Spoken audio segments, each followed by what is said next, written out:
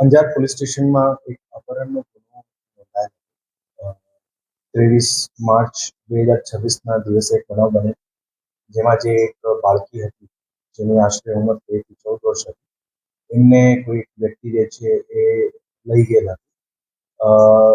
જે આ બનાવ બને એના પછી જે ગુનો નોંધાયેલો, ત્યારે અંજાર પોલીસ સ્ટેશનની ટીમ દ્વારા આમાં સઘન રીતે તપાસ કરવામાં આવતી હતી.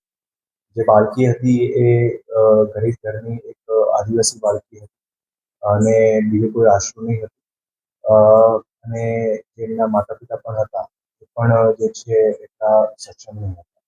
અને જ્યારે આ બનાવ બને ત્યારે જે વિગતો તપાસ કરવામાં આવતી હતી, ત્યારે પ્રાથમિક રીતે જે એમાં વિગત મળતી હતી, એમાં જ્યારે ગુનો દાખલ થાય ત્યારે અજાણ્યા વ્યક્તિ વિરુદ્ધ હતી. પછી જેમ તપાસ કરવામાં આવી ત્યારે ખબર પડી કે જે બાળકી છે એમને પશ્ચિમ બંગાળના દક્ષિણ દિનાજપુર જિલ્લાના જે કુમારગંજના એક વ્યક્તિ છે, હનીફ સરકાર, એ એમને લઈ ગયેલ છે એવી વિગત ધ્યાને આવેલ.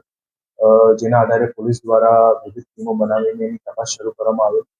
અને જે અલગ અલગ હકીકતો મળતી હતી એના આધારે તારીખ 4 મઈ 2026ના રોજ જે અંજાર પોલીસ સ્ટેશનની ટીમ હતી એમને પશ્ચિમ બંગાળ ખાતે ત્યાં મોકલવામાં આવેલ. અને તે દિવસે જે પશ્ચિમ બંગાળના ત્યાં ચૂંટણીની કાઉન્ટિંગના દિવસે આ દિવસે જે છે આ બાળકીને ત્યાંથી જે છે શોધી કાઢવામાં આવેલ છે.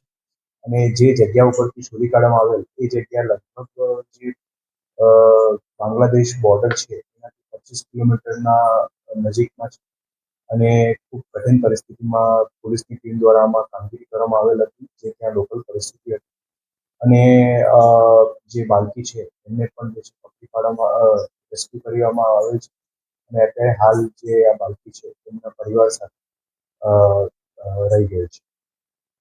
સર, આરોપીની પકડ માટે શું કાર્યવાહી ચાલુ છે અને આરોપીના વાલી સાથે કોઈ વાતચીત થઈ છે? જે પ્રાથમિક જે ઓવરઓલ હકીકત મળેલ છે એ પ્રમાણે જે હું વાત કરી કે આરોપી જે છે પશ્ચિમ બંગાળના દક્ષિણ દિનાજપુર જિલ્લાના છે અને એમને પણ પકડવાની તજવીજ અત્યારે ચાલુ છે. અને વિવિધ ટીમો એમાં પણ કામગીરી કરી.